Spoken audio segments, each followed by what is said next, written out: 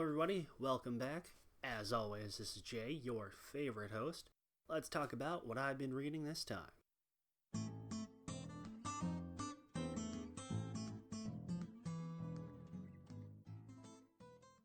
So, first off, I want to say that I appreciate the reception the previous episode got.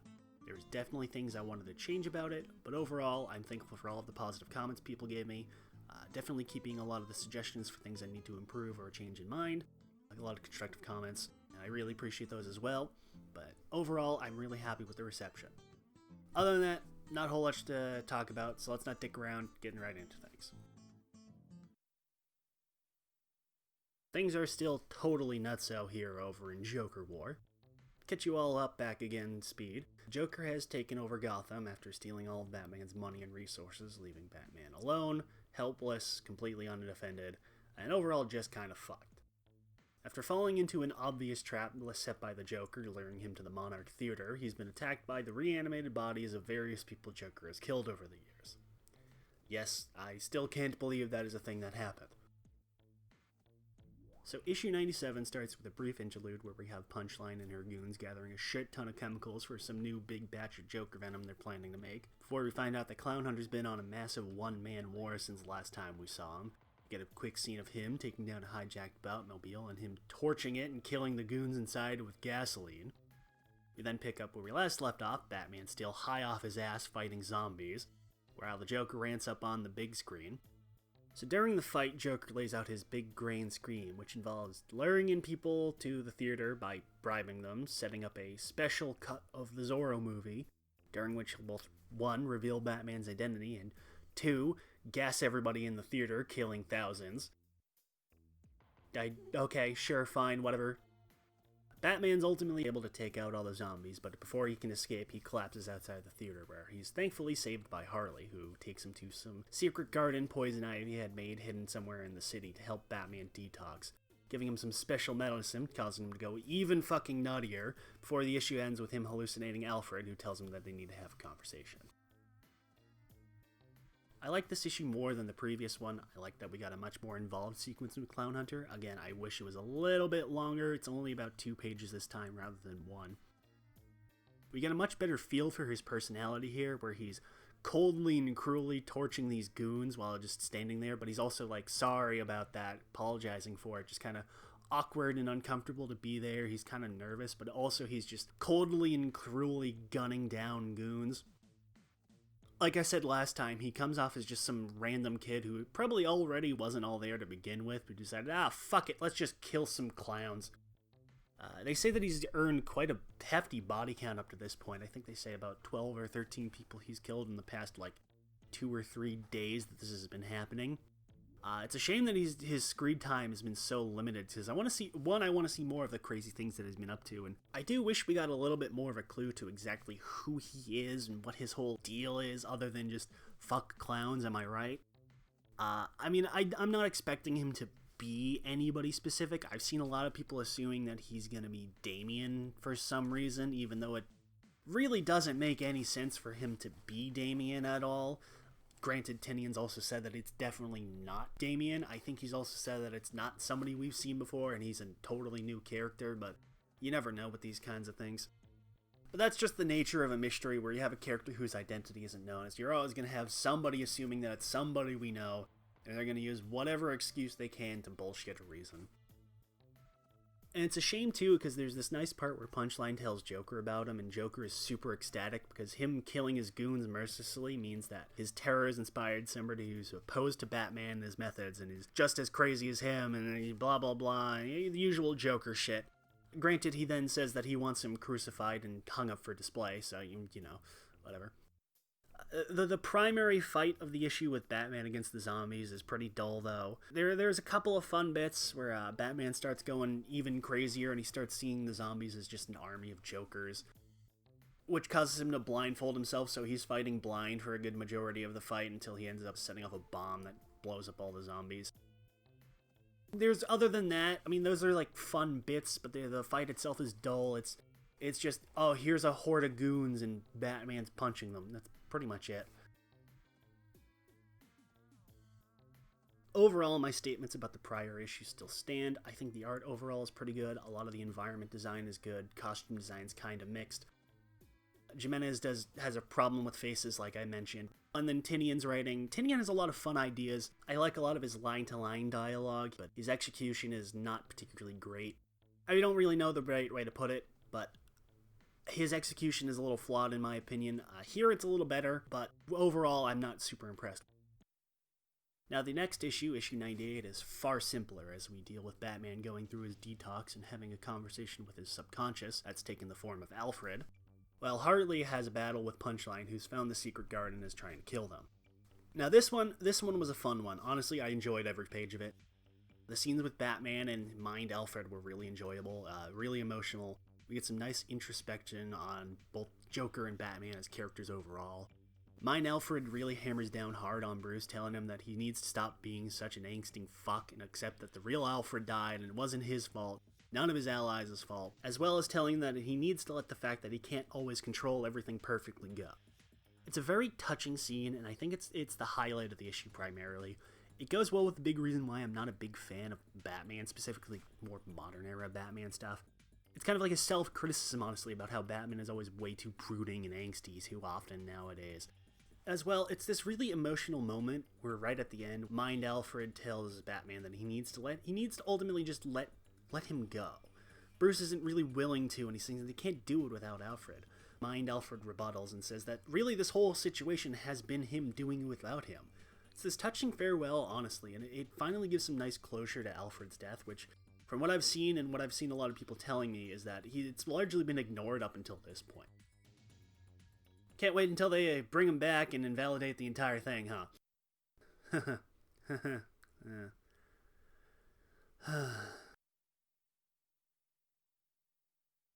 On the other side of things, the fight with Harley and Punchline is actually really entertaining. There's a lot of really dynamic angles with the fight. There's a lot of fun choreography here as opposed to the previous one, which was just kind of a big dog pile on Batman. There's not a whole lot of interesting things going on. Harley and Punchline are constantly changing weapons and tactics. It's just like this one big fight where they're just trying to constantly one-up each other. As well, there's some real fun back and forth between the two, where on one hand we have Punchline talking shit at Harley, making fun of her whole backstory, her ridiculous face turn. On the other hand, you have Harley making fun of Punchline, calling her completely deluded idiot, mocking her entire, everything. I love this bit because on one hand, I really agree. I think Harley's whole attempted redemption has been really just unneeded and just poorly handled. I've never liked the idea of them trying to make Harley a hero. She's not really like a hero anyways, but them trying to make her not evil but not good. They're trying to have her be everything and it just doesn't work. And I mean, I'm fine with them trying to make her good, but I would have just preferred her to stay evil, honestly. Overall, I think it's been done pretty poorly. But at the same time, fuck Punchline. I've hated the character and they've done absolutely nothing interesting with her. So, good seeing her get shit on. The ending is really fun too. Batman finally snaps out of his dream there and takes down Punchline with one kick. Pulls out a spare battery for his communicator, which he torched in the last issue. Finally decides, hey, maybe I should get some backup here. This is a fun bit too, because he pulls out the battery and he refers to it as a, quote, bat-tery, which not even fucking Harley believes. Overall, it's a really fun ending. Alright, and then there's some subplot about Catwoman getting Penguin and the Riddler to help her with some heist or something or other. I don't know. There's 2 pages for it. It's completely irrelevant. So I just kind of forgot to bring it up. So overall, I'm impressed. Things have been really gearing up. Things have been really getting better overall with the story arc. I think there's still problems with it personally, but overall, it's been much better. There's still a lot of really dumb moments, but it's starting to show more of the elements that I like from Batman 2, where it's kind of campy and silly, but it's, still self-aware. It's not the kind of navel-gating broodingness, edginess bullshit that's been just omnipresent, not only with Batman, but just kind of the comic book industry in general for a lot of years. That's the part I really like, is that we're starting to get a little bit of the fun goofiness back as well. 98 as well is the one I prefer, is where the arc was really, really great. It was absolutely gorgeous. The environment design was great.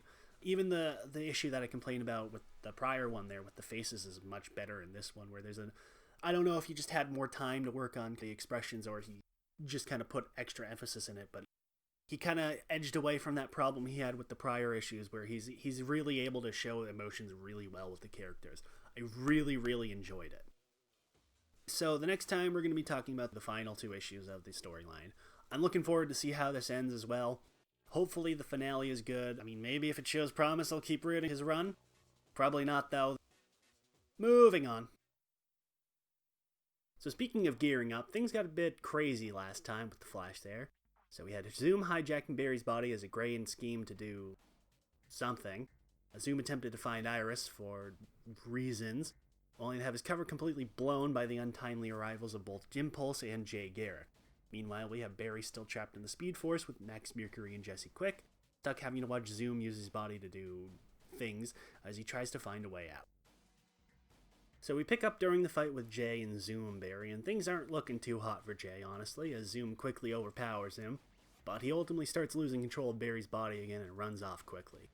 The issue from there has Zoom's villain team gathering the non-specific MacGuffins he asked for last issue to bring them to the grave of Barry's mother, who Zoom wants them to dig up because... Meanwhile, Barry once again tries to escape the Speed Force, only to be attacked by, of all fucking characters, Inertia. Ultimately, the Flash family catches up to Zoom and co. as they fight. Barry deals with Inertia and is ultimately able to escape the Speed Force, bringing Max and Jesse with him. Fortunately, Zoom planned for this as well somehow and brings in more reinforcements as the issue ends. Once again, it's a really, really solid issue, although it's kinda devoid of content. I'm still not entirely clear what the hell Zoom's plan even was. We don't even see what it was the Rogue stole, or why Zoom needed them, or why he needed Nora Allen's body. He says it's because of something temporal energy, which would keep him in Barry's body. Why does he need Barry's body? I mean, other than the obvious reason of, no more Flash, but why did he need to be Barry? Why didn't he need this? Why didn't he be right now? If none of it really kind of is coherent. Whatever. Not really a big deal. Zoom's plans have never really made sense to begin with. But I enjoyed the parts with Barry stuck in the Speed Force. Again, there wasn't really a whole lot of it for my liking, much like last time, but there's a little bit more here. I really especially liked Inertia coming back, because it's such a random return. But it's really handled well here, where Barry just kind of treats him like a sad little boy and is just kind of a nuisance to him, talking him down and ultimately getting him to run off. I'm glad it doesn't overstay its welcome, but it's still a nice little touching bit. The actual bulk of the issue itself is fine. Jay and Zoom's fight is short but sweet. There's this nice moment where Impulse fights with the Tornado Twins and has this nice parent-son talk with them, which ultimately gets them to calm down and return to the future, give up on being evil. Otherwise, not a whole lot happens outside of the Speed Force segments. As I predicted, Trickster sold out Zoom by tipping the Flashes off on where they'd be, and I liked the payoff there. Zoom just outright sending Trickster back in time with zero consideration to it was a nice touch. Williamson again really shines here, and I really loved all the interactions with the returning characters. Wallace and Avery being totally clueless to who people are never got old, honestly. The art, though, is really awful. The backgrounds are lifeless and uninteresting. Everybody looks like they're coated in like a layer of wax all the time. It made the issue pretty hard to read, all things together. Again, parts in the Speed Force were really good. I really enjoyed those. Again, I kind of wish those were just the main art entirely. Again, the next issue, much like with Batman, is far more simplistic, as it's largely the Flash family battling the Legion of Zoom. Williamson continues the surprise returns coming with the entirely unexpected return of John Fox. For those of you not aware, so basically everybody, he was the Flash from the 853rd century, who has pretty much been forgotten about other than a couple of cameos from the other characters from that era. He mostly just serves as a framing device, appearing in the first 2 and 2 last pages, setting up the events of this issue and the next issue. The fight itself, again, pretty dynamic. It's been really well laid out really well. Everybody gets at least 1 or 2 panels to show off what they can do. The fight doesn't drag on too long, though, because the Flashes quickly get overwhelmed. Although Max uses the Speed Force to summon a whole big bunch more speedsters. And boy, oh boy, speaking of surprise returns, we get a... Good God, do we get them here. We get Dark Flash, we get Kingdom Flash, we get Tangent Flash, we get XS. It's an absolute cavalcade of returns that people just don't even... Half of these characters I'm pretty sure most people don't even remember. But front and center, and most surprising of all, we have Jai and Irie, Wally's kids. And it's really nice not just to see them both back in general, but I'm really glad that they got brought along for this. Interesting thing to note, though, is not only does Jai have his powers back, but he's shown with the full kind of suite of speedster powers that he originally didn't have access to. I'm not sure if this was an intentional upgrade to him or just kind of an oversight. Considering Williamson's dedication to continuity, I'm going to lean more towards the former, but it's still weird that it's not really acknowledged. Overall, I mean, it's not like a bad thing. I think it's fun. I appreciate it. It's a nice upgrade, but ultimately it's weird that it's not acknowledged as a thing. Anyways, the reinforcements help turn the tide of the fight and quickly overwhelm the Legion, with Zoom and Flash going off solo. And then, we get the zaniest shit this side of the Silver Age as Zoom reveals that he is behind everything. Everything. Williamson did it. He went above and beyond and literally made Zoom posting canon. Not only was Zoom behind Godspeed, not only did he give that clown the gun, Zoom reveals that he was behind every single stupid, insane, out-of-character decision that's been made throughout the Flash family since Wally came back. Bart not revealing to anybody that he was alive again, Zoom. Wallace helping Damian torture and kidnap criminals for his secret super prison, Zoom. Heroes in Crisis, you bet your ass that was Zoom. Speaking of Wally, as the Flash family ultimately succeeds in stopping the villains and sending them back to where they came from, Wally suddenly appears calling for help from Barry, which scares off Zoom, and Barry and Zoom go off into another race, as the issue ends with John Fox promising that this would be, quote, the last time they ever raced. Until the next time, at least.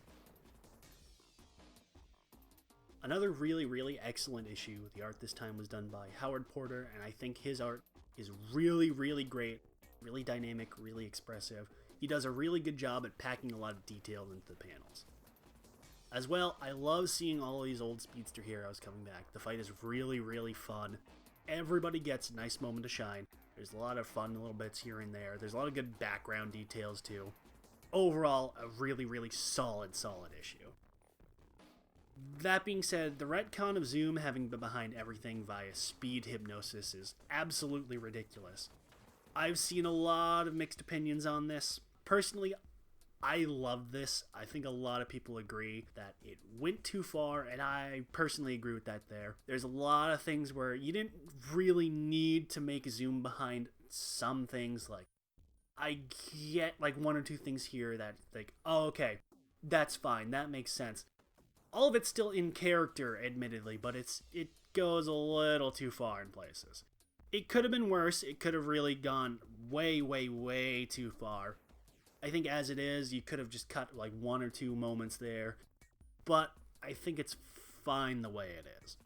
I also really enjoy the reintroduction of Zoom's post-crisis origin, where him learning that he would become the Reverse Flash was ultimately what drove him crazy. I think that's fun. I think that as an idea is fun. Them promising that this is going to be the last Reverse Flash battle is kind of hollow, because you know how these things go, is you always say, oh, this is the final one, until the next time, or the next time, or the next time, or the next time. Whatever. Definitely really enjoyed it. I'm excited to see how this resolves.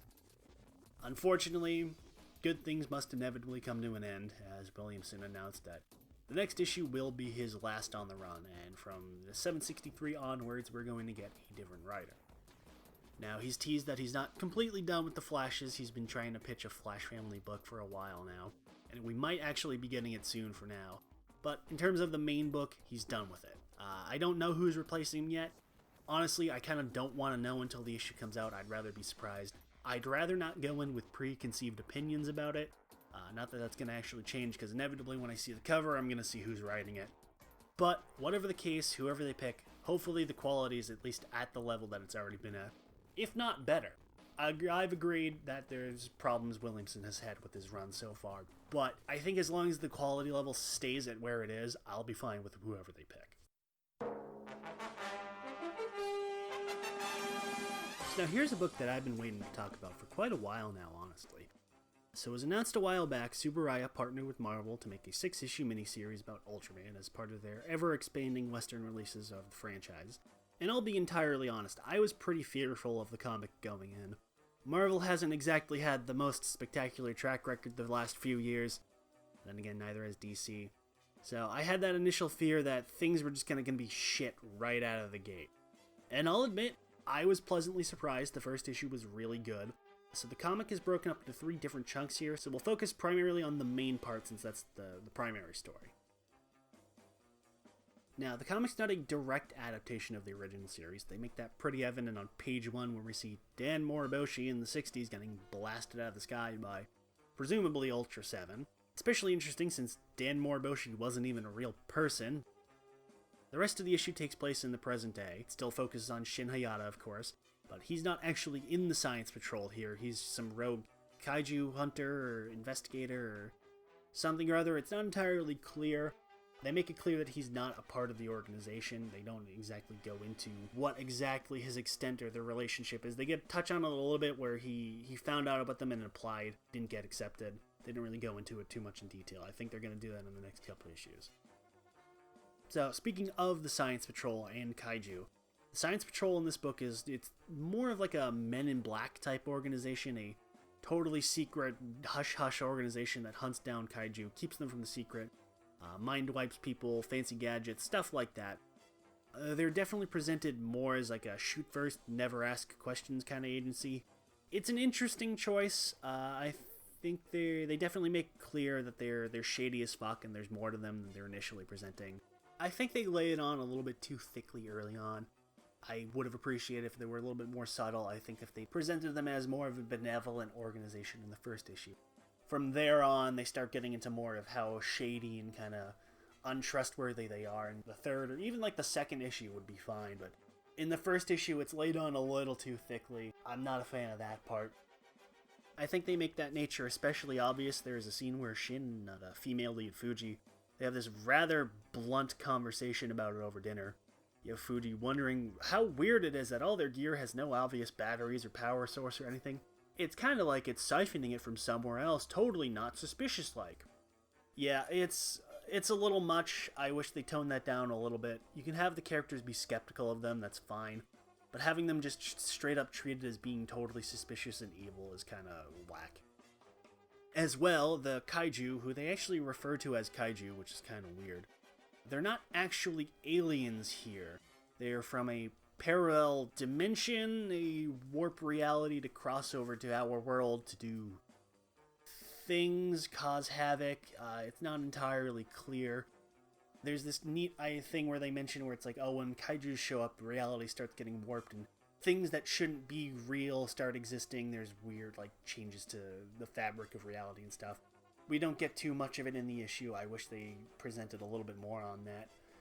But it's a neat idea. The concept, I'm fine with the idea of kaijus not strictly being they're just giant monsters that exist or they're aliens or whatever. Them being from a parallel dimension is a neat idea. I'm expecting there's going to be some twist to it or something. I think they're probably going to be, they're actually from the primary Ultra universe that they're crossing over, or they're fictional things that are coming from reality or some nonsense like that. I don't know. I'm fine with it as a concept as long as they don't botch the execution of it at the end. I think I'm going to be fine with it overall. Ultimately, there's not enough of it in the first issue where you can kind of get a good idea of what they're going to go for. I like the version of Shin that they do in this. Him not being a part of the Science Patrol is an interesting idea.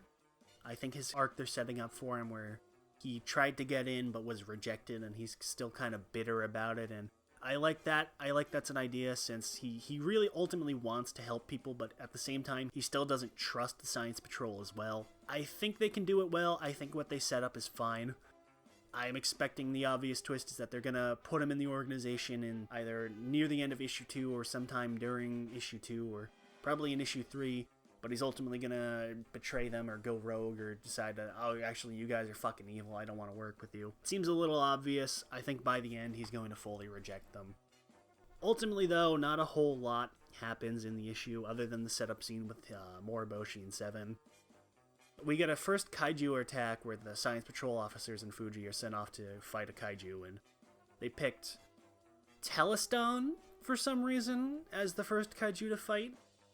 I mean, it's not who I would have gone with. It's a strange decision. It's not a bad decision. There are certainly worse kaiju you could have gone with.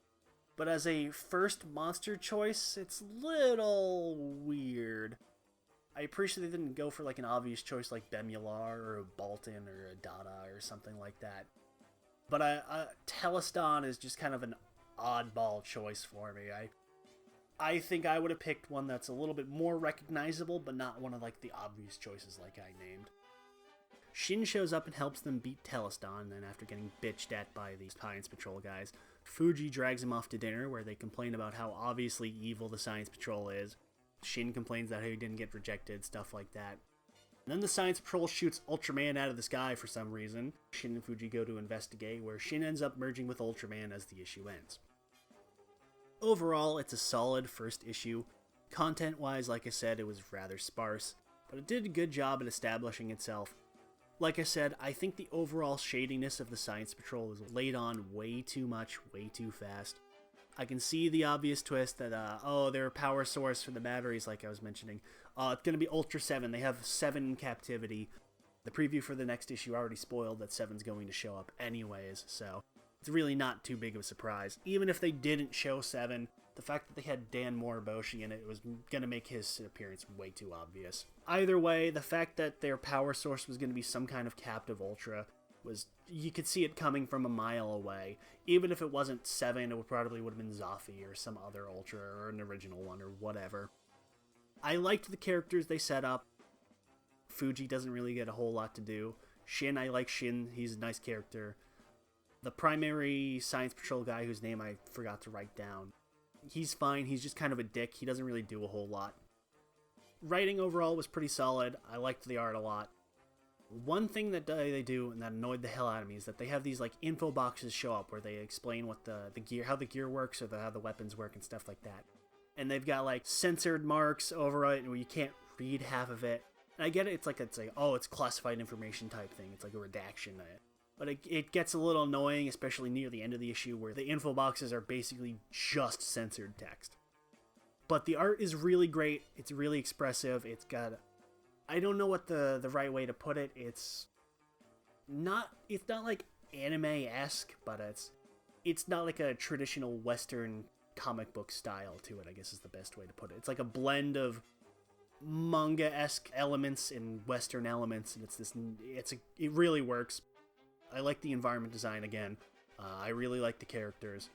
The kaiju, and Ultraman specifically, are absolutely authentic. They are absolutely spot on.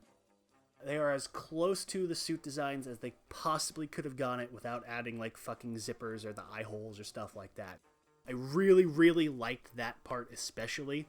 You always see that in these kinds of adaptations where they bring in the Power Rangers comics or even like the old adaptation comics of stuff like that. They would just half-ass the monster designs. They would look absolutely nothing like they would on the show.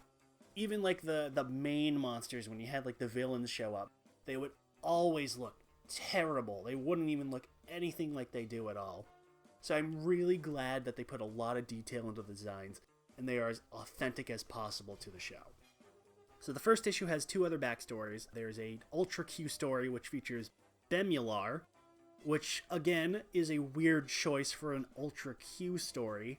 Honestly, I have the feeling that they might have had the monsters swapped around, but then they decided to have Teleston as the main monster and put Bemular here. Again, having Bemular being the main monster in the first issue makes sense, but here in an Ultra Q story, it's a little weird.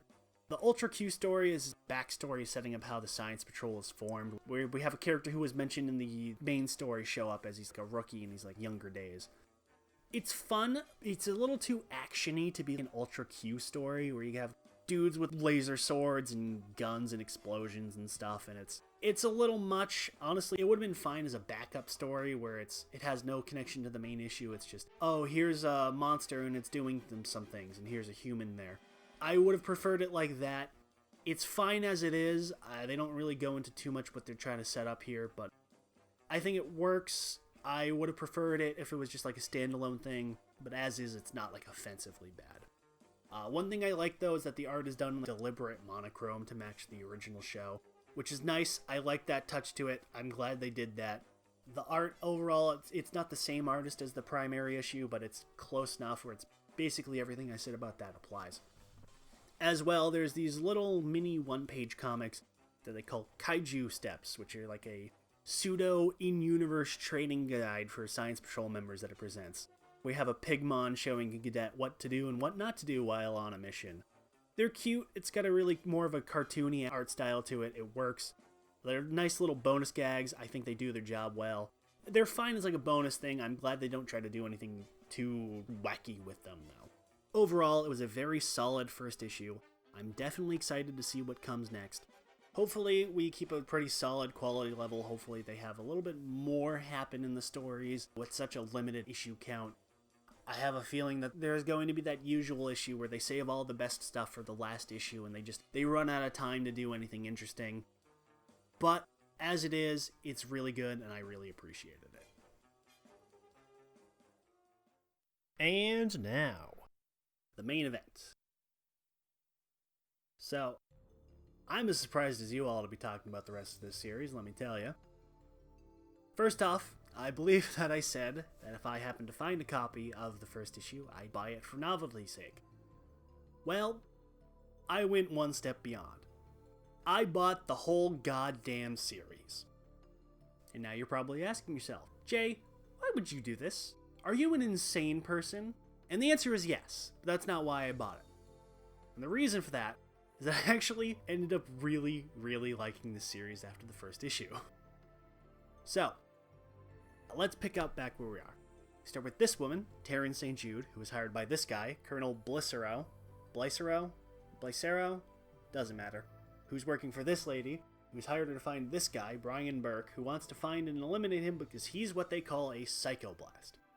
Now, once again, now that I've actually read the entire series, you may ask, what the hell is a Psychoblast? Good question. I still don't know. We get a definition of it later on as, and I quote, the germ from which the psychic organism is developed, whatever the hell that's supposed to mean. Again, I guess it's just somebody who's psychic. So the first issue left off with Brian going full Psychoblast and getting ready to wreck some shit. And wreck some shit he does, immediately laying waste to all the tanks and helicopters, completely tanking bullets and missiles and all sorts of shit, but ultimately it doesn't last. Issue 2 and 3 largely deal with Blicero and the Mystery Lady, who turns out to be a woman named Arabella, who is Brian's sister, who is also his mother. Don't worry, it's not in the way you think. Who wanted to kill Brian so she could steal his body. We also find out that it's not that Brian can only use his powers while he's asleep or unconscious, rather that he's pushed his powers into a split personality that he separated from his own mind, and he gave himself brain damage to do so.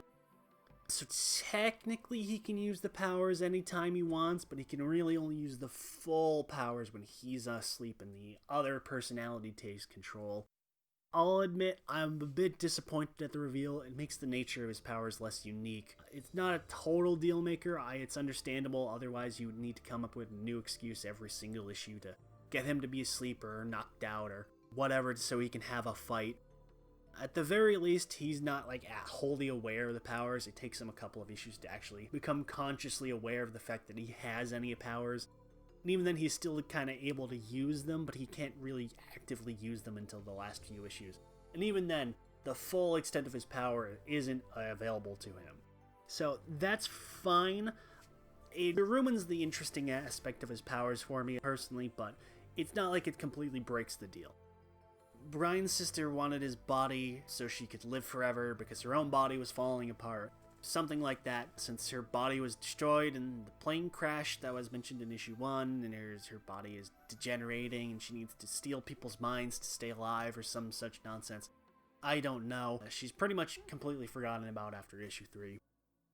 Blicero ends up getting Brian to help him kill Arabella, which after about an issue and a half worth of fighting ends up succeeding by sealing her mind into his subconscious with his full extent of his power, which merges all together and basically kills her. The fight itself is fine. There's a lot of fun uses of the psychic abilities of the two.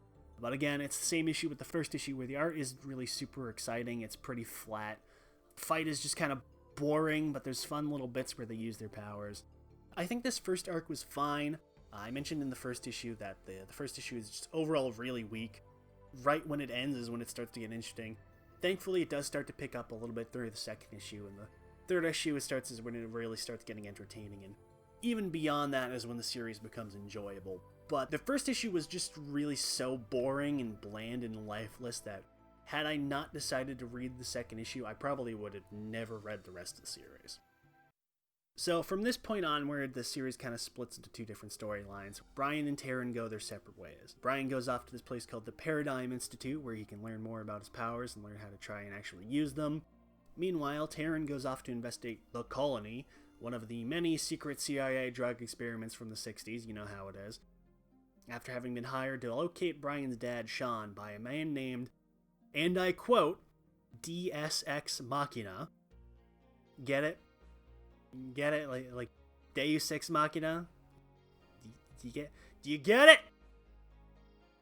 Anyways, so Burke ends up impressing the Paradigm people, and he's invited to join their super cool psychic hero team, calling themselves the New Order.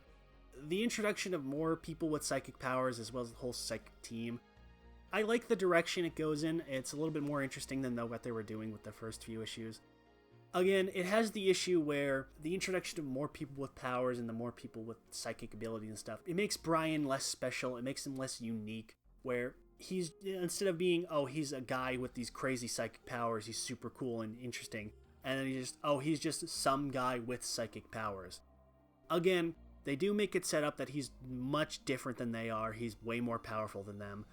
I like the angle they go with the superhero team, where the whole project is, the manager of the project, this guy's Mr. Xanthus, he's more concerned with their public perception and money making than actually trying to help people, as well as the whole nepotism of the group and how he's basically made his son the group manager, even though his son is totally useless and powerless and also a complete psycho. Of course, not helping things that the group makes themselves look like complete jackasses basically immediately.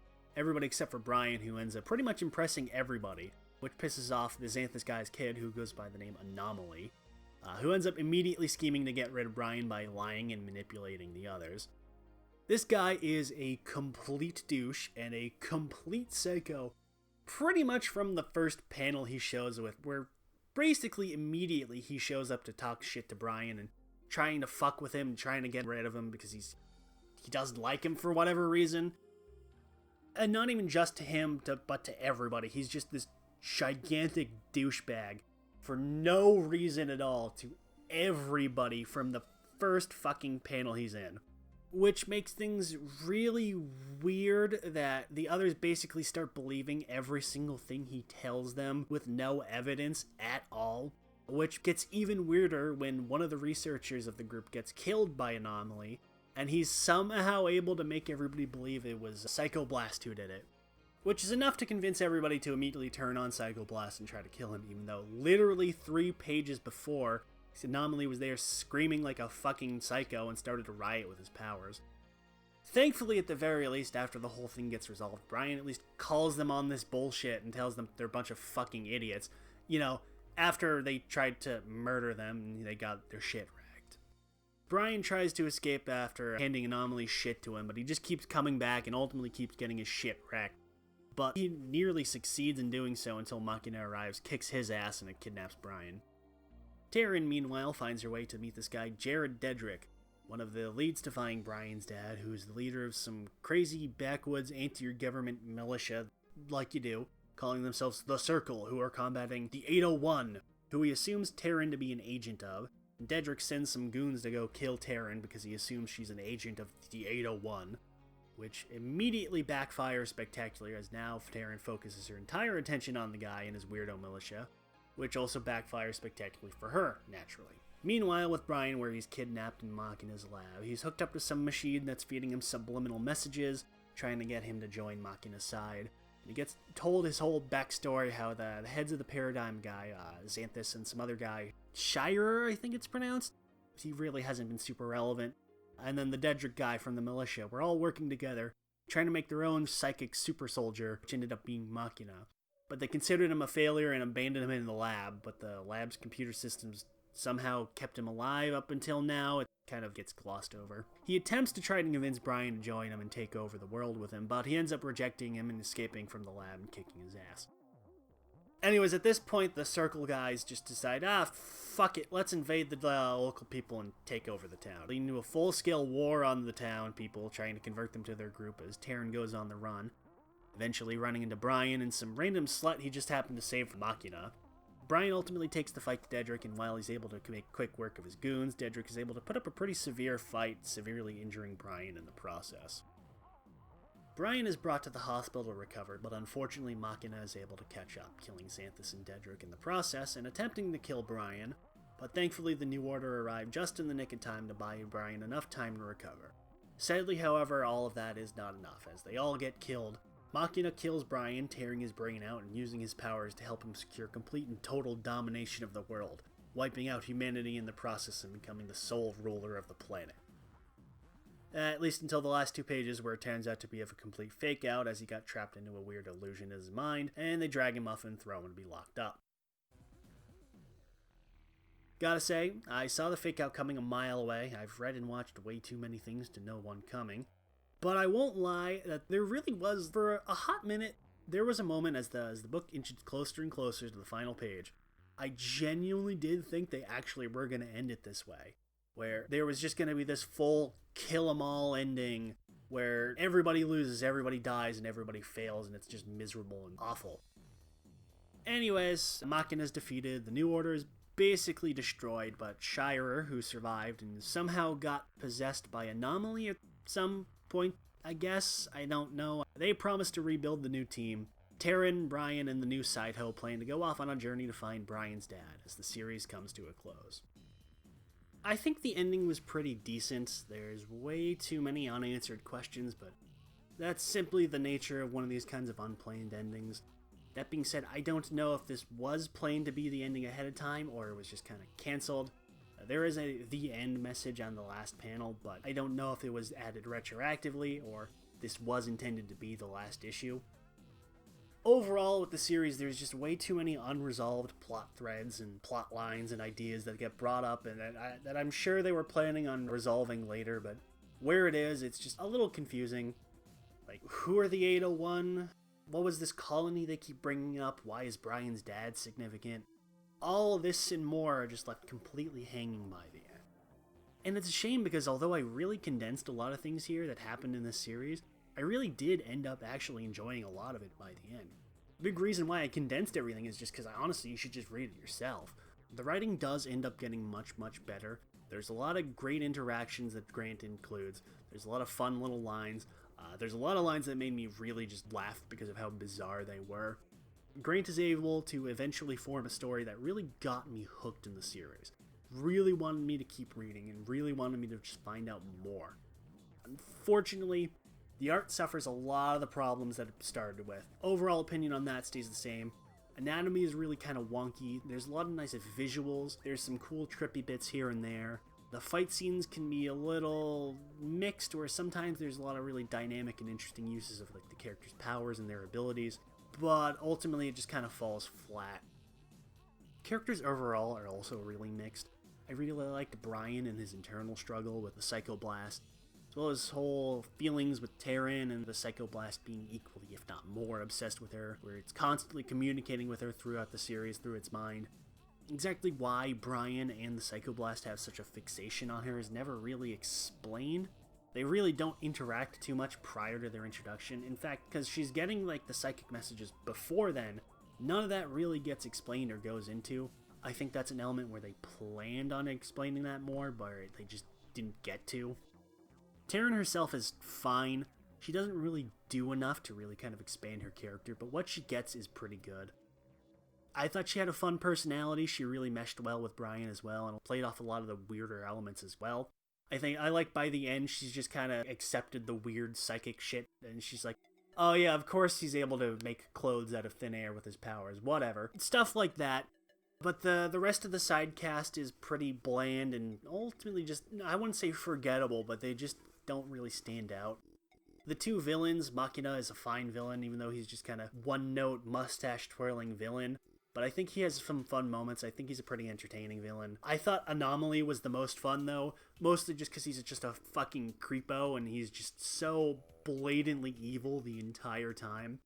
I liked his power where it's He's exactly as strong as how many people are around him. He draws his powers from the subconscious minds of everybody around him. So the more people there are, the stronger his psychic powers are. But when he's basically alone, he's worthless. So it's fun.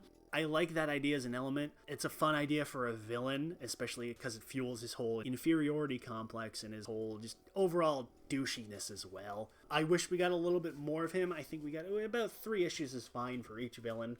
Honestly, if the series kept going, I wanted to see more of him personally, but I think we got a decent amount. It's kind of a shame because although I kind of made fun of it a lot with the first issue, and there's definitely elements to make fun of here, there's definitely bad elements. There are things that this series definitely need improving on, but overall, it could have been eventually a really great series. By the end, it starts really picking up.